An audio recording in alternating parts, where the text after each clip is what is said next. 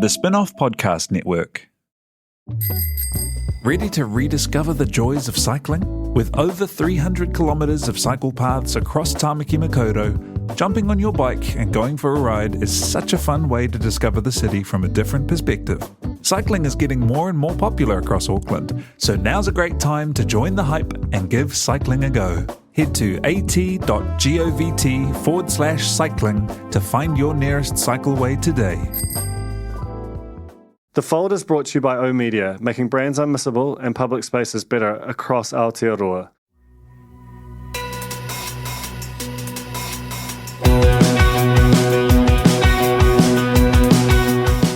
No mai, hoki mai kia The Fold e mihi nei, ko Duncan Greive tōku ingoa.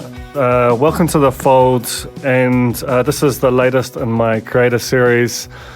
I was kind of nervous before this one because my guest this week is Troy Kingi, who he's a musician, he's an actor as well, but I think his core identity is as a musician, and it was in part because I grew up as a journalist interviewing musicians. That was the whole thing I did for years and years and years. And then as I was coming into this, I was like, I can't remember the last time I spoke to a musician, and I didn't know. I was like, do you still know how to do it? But it was also because Troy Kingi has incredible magnetism and star power and presence. Carries himself like there's you could just see the way that people in the Spin-off office were responding to him, that there's just something about this dude. He's had a kind of a breakout year in some respects in terms of like the way that he might be best known now to a certain segment of people is because he was on The Masked Singer, made it to the last three, and was revealed as the person behind Sheep, who was my favourite and my kids' favourite the whole way through. Sheep had swag. But also, like, just talking to him, like, he clearly has complicated feelings about that. I'm not sure that he liked it or that he'd do it again. I think it speaks to what a true and driven and intense artist he is. The thing that he should be known for, that he should be known around the country, around the world, is this insane project that he set himself, 10-10-10, which is 10 albums in 10 different genres in 10 years. The most recent is Black Sea Golden Ladder, which is a folk record he's done with Delaney Davidson, but it's not like any kind of traditional folk record. It's just got a kind of a rhythm, and it sounds to me anyway like a sort of a psych or a soul kind of undertow to it. It's really, really good, and I think the way that he, to avoid them just feeling like a party trick, he's just giving everything to these records, and they're all really special. So we talk about that and about the changing music economy. I think Troy is probably in his mid-late 30s, so he grew up in the era of tapes and CDs, and so we talk about that and about what it has been like being an artist in a kind of closed borders era, the good and the weird of that as well. Yeah, that's what's coming on The Fold. Before we get into it, I have to shout out Vodafone. They have been sponsoring this podcast for months now, and I so appreciate the opportunity to do this every week. The Spin-off runs on Vodafone network technology. We increasingly view ourselves as a technology company, or at least one that should have technology at its heart. Like, that's the only way you're going to survive and thrive as a media company, as any company into the future. So your network technology really matters. If you run a business, take a look at vodafone.co.nz. This is Troy Kingi on The Fold. Tēnā koe, Troy, and welcome to The Fold. Kia ora, bro. Thank you for having me today. I want to start with go right in with the heavy stuff, and talk about how your life has changed after being on The Masked Singer in a sheep outfit. To be honest, it hasn't changed very much. If you had been following my socials, you would have seen I didn't put any posts up about Masked Singer. I just kind of let it slide under the radar a little bit. But I have been out and about, and people have been hitting me up about it. So it was cool. It was really weird. It was really weird, but it's a weird show. It was weird doing it. But I'm just happy that my kids loved it. They really loved it. And they didn't even know that it was me. I didn't tell them until like the week before. My youngest daughter, who's 7, she was watching it and she's like, "That sheep sounds like you, Dad." Yeah, so no, they enjoyed it. So that's the main thing. Because I had James Rickey on the podcast a couple of weeks ago, and I feel like there's a sort of a tension. Like there's this kind of almost like austere idea of New Zealand creative artistry, which sort of disdains that kind of thing. And as someone who both like loves James's work, loves your work, but also has done a podcast about reality TV for 5 years, I like strongly disagree with that sentiment, and that your creative output is anyway impacted by other things you do to kind of gain audience and make your kids happy and and just make a living as a creative in New Zealand. Did you feel any of that tension, or has it been a thing? I definitely questioned it before going into it, and I don't know. I just remember doing the first day and thinking, You've strayed. Is it too late? But I don't know. I just dropped my nuts and just carried on with it, and then ended up getting to the final. It hasn't impacted anything else. Like as far as possibly it's impacted my creativity on my next album, because I've had a major creative block. Maybe it's I'm feeling shame or something. Really? No, I don't know. It was just weird. It was just weird. We were everything was in secrecy. We didn't know anyone.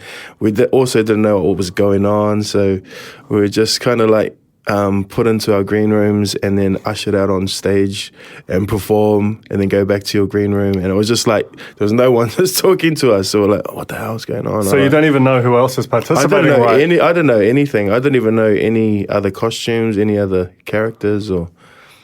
But I thought that was the kind of I don't know. I could kind of sense without even needing to ask the way that. People like yourself and Lady and James who are artists, would feel about going into something that is just so bizarre, so commercial. But I almost feel like I'm just casting myself as a therapist here, which is a strange position to be in. But I think probably one of the main reasons I did go on there was because I saw T-Pain's thing on it, the American one, and I was I see what you mean. He done the mask thing, and I was like, that's pretty dope. But as soon as I'd done it, I felt like, I don't know if this is like the T-Pain one. This is something else. This is the New Zealand one. It's all the New Zealand ones are always at about like a 30th of the budget. I also thought that our industry is so small that surely you're going to get all the voices, I don't know if you could do another season because it's just so small. Our industry's too small to not know who the voices are.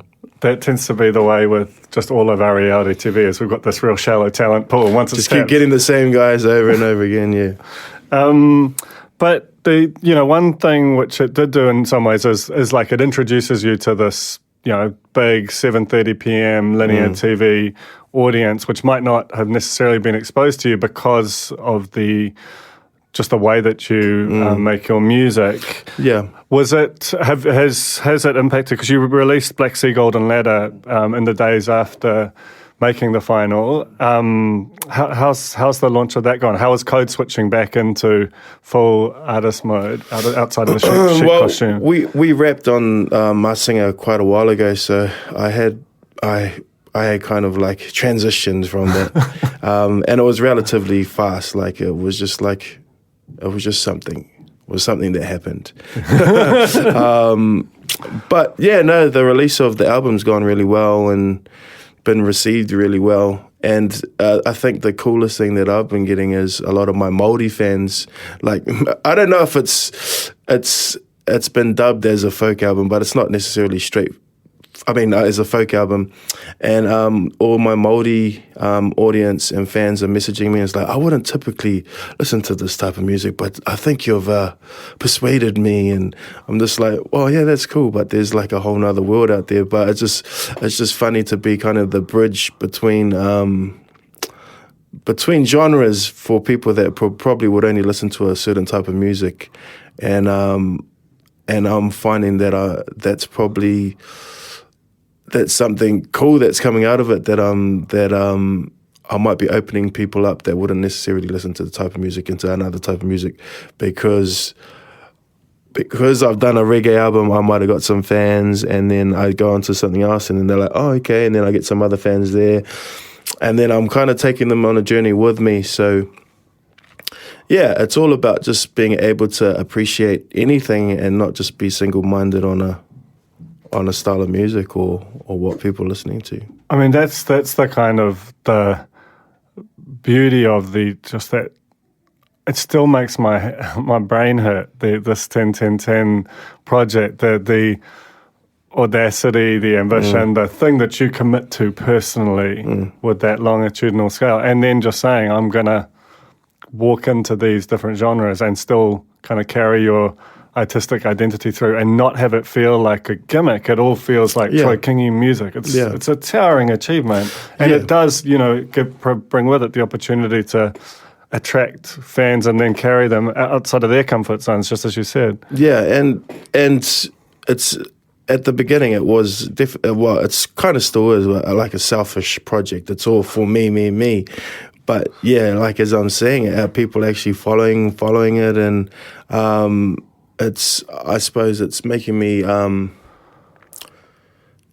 don't know, feel a lot more proud of what I'm doing. That it's actually reaching people and stuff. Like I've always said that I'm not a gigging artist. I prefer to create, and like an artist probably likes to paint, but not necessarily the exhibition of their art. I felt like I've always been that type of artist. But yeah, just getting people interested in what I'm doing, it's making me feel a lot more calmer about going into all these other things in the performance arena and everything else that comes with being an artist or musician. Does it ever feel like a little, like a trap or a prison that you've created for yourself? Yes, all the time. Yeah. The first 2 or 3 up to the reggae one, I was like, yeah, cool. I kind of I feel like I had those building blocks set, and I was ready to attack them. And now it feels like I'm just like out in deep water, like, oh, I need something to hold on to. But yeah, like a piece of driftwood ends up floating past, and I grab onto it and then hold on to it until the next thing comes along. It's hard, man. It's hard. It's hard, but I'm halfway deep, and that must feel crazy just to know that you've kind of broken its back in a way. Yeah, it does. And I've kind of set the rest of it, but it's not making it any easier. I feel like last year with this Golden of the Black Sea Golden Ladder album was the first time I really started to feel it, that it was kind of getting on top of me. So luckily for me, I had a Mr. Delaney Davidson who come and kind of carried the load of me. So yeah, I gotta give mad props to that dude. And I feel like going forward, that's what I need to do in whatever genre I'm working on. Get people that are experts in those fields to help me to make it less stressful, to help guide me, I suppose. I guess that way you kind of know that it's not going to be pastiche, or you can have that anchor there. Do you have like it mapped out, like a sense of what the next 5 might be, or do you I do, but they could probably change. I've got the next one mapped out, which we start in. I start recording this weekend on my next album. So the last couple of weeks, I've just been writing. Because only 2 weeks ago I had one song. That's pressure. But in saying that, all of the albums have kind of been in that sort of vein. Bar the first one, you had 10 years of whatever to put into your first album, hence why it had 24 songs. But then, like with Zygotron, that was written in 2 weeks. Holy Colony was written in 1 week. And then even last year, the Black Sea album was written in 4 days. So it's all about accumulating all the little pieces and then cramming it in those last few weeks. And I've said that in many interviews. It's kind of like they don't have sixth form cert anymore, but I used to hate sixth form. I used to like School C because it was based on the exam right at the end of the year. But with sixth form, it's the whole year accumulating stuff, and then it's the project at the end. So I use those last couple of weeks to put it all together, everything that I've accumulated in that particular style. For instance, with the Holy Colony album, I didn't really want to go down the Bob Marley avenue because it's the obvious one to go down. So I started to try and dig for some of those. Probably those heroes that people don't really talk about. So I kind of mirrored that album on the Abyssinians, who were around the same time. And it felt like it was like a Blood and Fire kind of reissue. That's the sound world of it, more so than the island style of exactly. Reggae And just just pulling it apart, finding what made that sound. And there was two things that I found was musically was a guitar that was doubling the bass, which I called a chicken bass, which I've used to this day. We call it chicken bass in the studio, just doing the same line as the bass but on a muted guitar. And then just the one drop, which people rarely do these days. You get the odd people because it's not like a pumping, raging type of reggae that you go and you're like, yeah, it's more like chill, which is the reggae I listen to.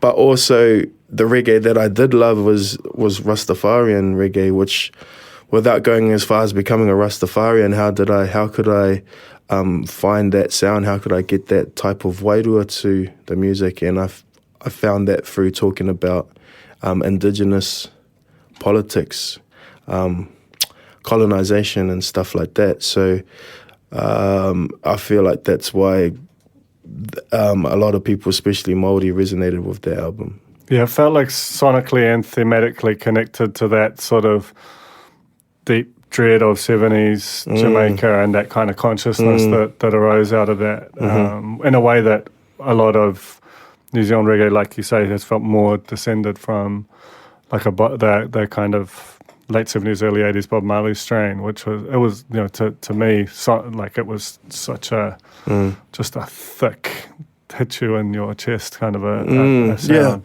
Yeah, I try, I always try and find something that's from years gone by, but that no one really cares about or no one's really listening to.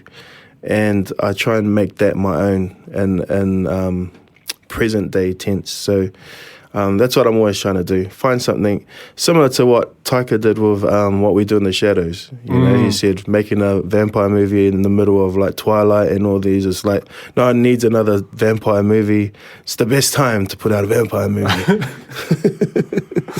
And sort of on the kind of figuring out or making a genre your own, how would I just got sent by Loop your like a single that's dropping in a couple of weeks, He Orite Orite, which is wild. Like that is a psych monster, and it's all in te reo. It's just a real wild song, and yeah, tell me about that. Yeah. I got to do a collaboration with the Nudge last year. Te Māngai Pāho were putting out quite a bit of funding for artists that have never worked in te reo to work with an artist that does. So I ended up doing one with them and then another song with another guy, Te Kuru Jews, who's not an artist, but he's a prolific te reo speaker. So he had written a whole lot of words and gave it to me to put it into song. So it was kind of something to pastime last year through COVID and stretch your creative chops. And I've always been a massive Nudge fan. Irai was even on the Freddie Caesar, on a few songs on the Freddie Caesar, drumming there. So real good friends. And I thought it was just a fresh idea. Never really heard any music in Māori in that type of style. So yeah, it's quite exciting. Looking forward to dropping that one. And it's about, I don't know, I know the type of people they are. They're real like psychedelic, cosmic. So it's a bit about spacey stuff mixed with the man, oppression, and like my real, I've been brought up through koanga reo and, you know, kura kaupapa, but being up north in a spot where not that many people are speaking, it has been a case of use it or lose it, and I feel like my reo has definitely declined over the years. So I had to dig deep. I had to dig deep to write that one, to muster all my feelings together. But I'm pretty happy with it. Yeah, it feels like it could, you know, that you could imagine a whole record of that. Yeah, for sure. We're talking about it too. I would love that. We'll just take a quick break and come back with more from Troy Kingi. The Fold is brought to you by O Media, making brands unmissable and public spaces better across Aotearoa, with over 4,000 out-of-home advertising sites nationwide across both street furniture and retail centres. I'm super grateful to O Media for enabling us to make unmissable connections with Kiwis. Skinny are helping you show how smart you are with the 1Q quiz, an all-new, super challenging and super quick daily quiz built by the Spinoff. Every Monday, Skinny are giving you the chance to prove you're smart with the Skinny Extra Credit question. Get it right, and you'll get the chance to score yourself some Skinny Extra mobile credit, so you can text, call, or even video call your group chat and gloat about how big your brain is. T's and C's apply. So before you were talking about, you touched briefly on that funding that Te Mangai Pāho made available to kind of help bridge through that extremely freaky year we had last year. And earlier you were talking about your kind of the where you like to stay is, or your happiest place is writing and recording as opposed to touring, which, you know, I feel like for musicians, the way that the industry has developed, it's gone away from you being able to kind of look at the recording and release of music as a kind of a key viable income stream. Yeah, for sure. And talk about that, because you're of an age where you know, I mean, the new record is out on vinyl and on CD, but you know, you came of age in that previous era and have had to kind of wrestle with, like everyone has, that change to the streaming era. Yeah. How do you sort of find that, especially with, you know, your kind of, you know, tendency to prefer the less lucrative part of the industry? Well, yeah, I say that, but it's inevitable. We do have to perform to make our bread.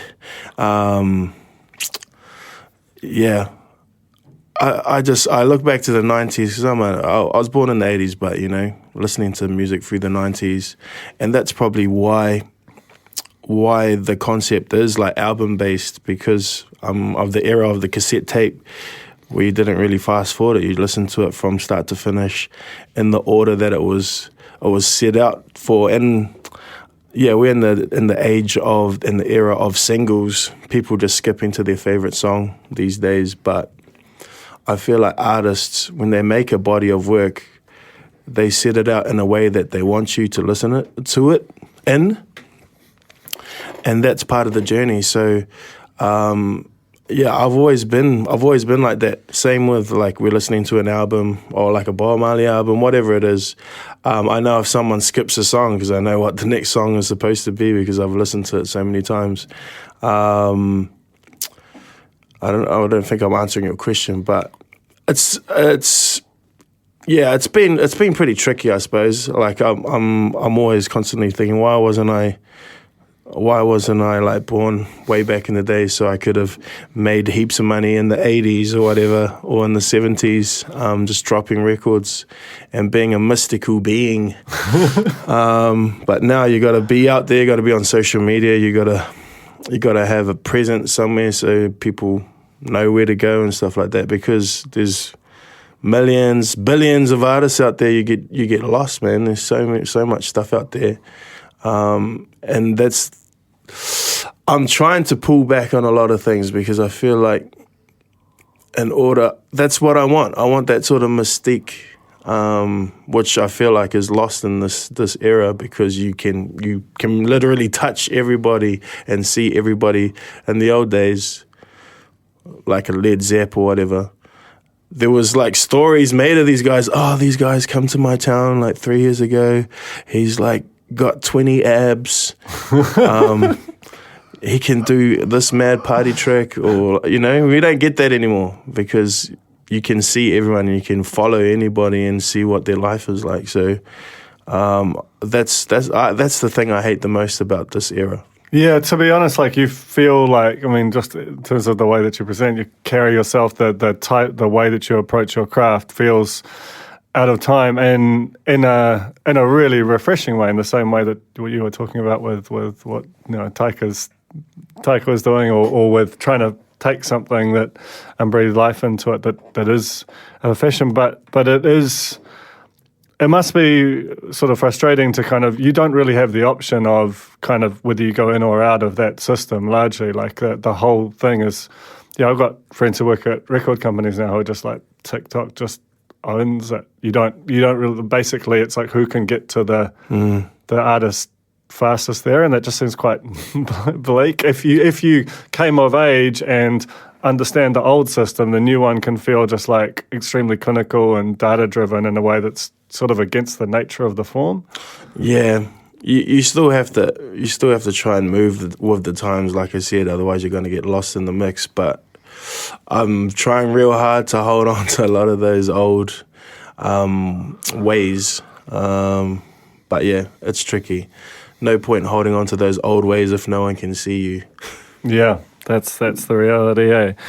But just getting back to last year and its impact on the industry and that whole ecosystem of venues and funding and label and promoters and so on. How hard did that hit, and how has the sort of the absence of the normal kind of overseas, touring artists and so on, like, is it still being felt, or have there been good things to come out of it as well? I feel like for me it was kind of good, especially over the summer. Not having international artists come and open me up to a lot of other festivals that I hadn't played at.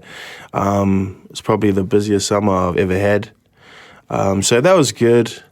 We did lose a few things early on last year.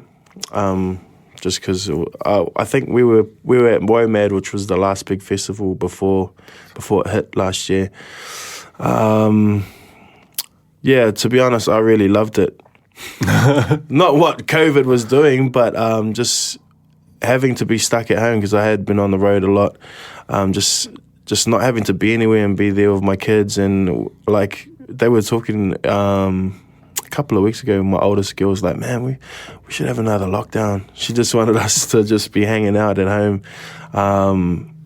It was just cool not having pressure to be anywhere, and just being in each other's company.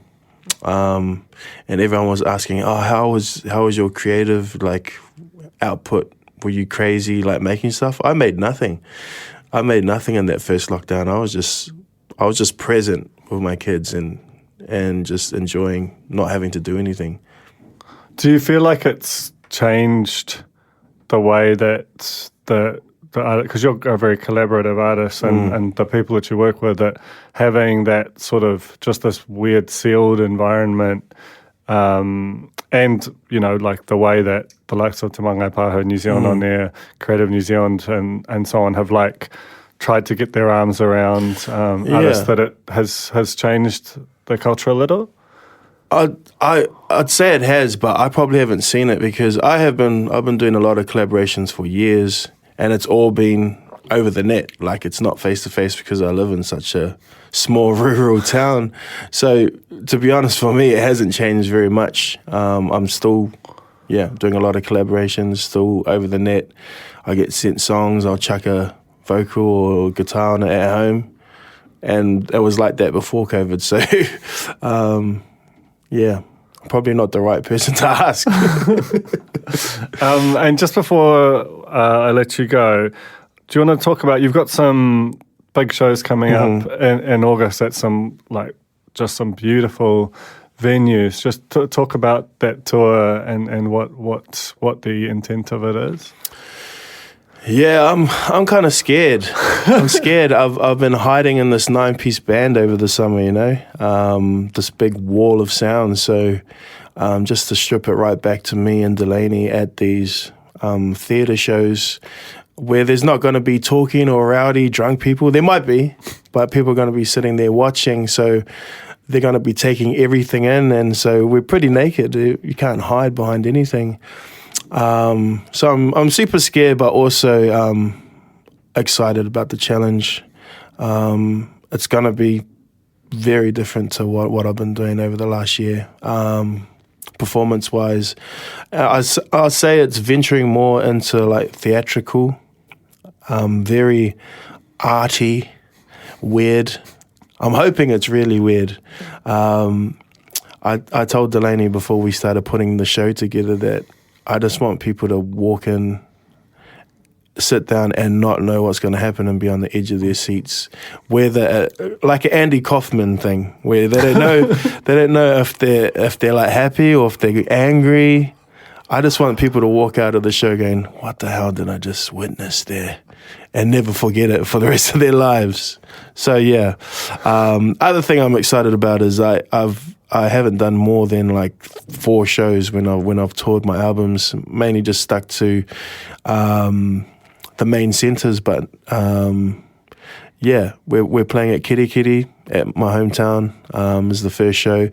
And then we go, where are we going? Lee, Whangarei, Hamilton, New Plymouth, Wanganui, Nelson, Dunedin, Christchurch, and then our last 2 shows we will have our band with us at the Opera House in Wellington, and then at the Auckland Town Hall on September the 4th. So it's a big meaty piece of mahi there, but yeah, looking forward to it.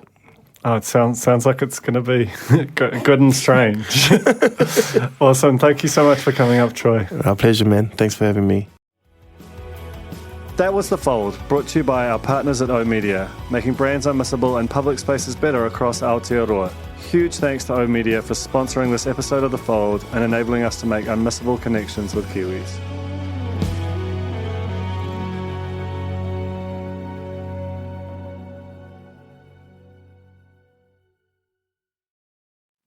Kia ora e te iwi, Te Aihe Butler here, podcast manager at The Spinoff. If you enjoy listening to our podcasts, consider supporting our mahi by signing up to become a Spinoff member at thespinoff.co.nz/donate. The Spinoff Podcast Network.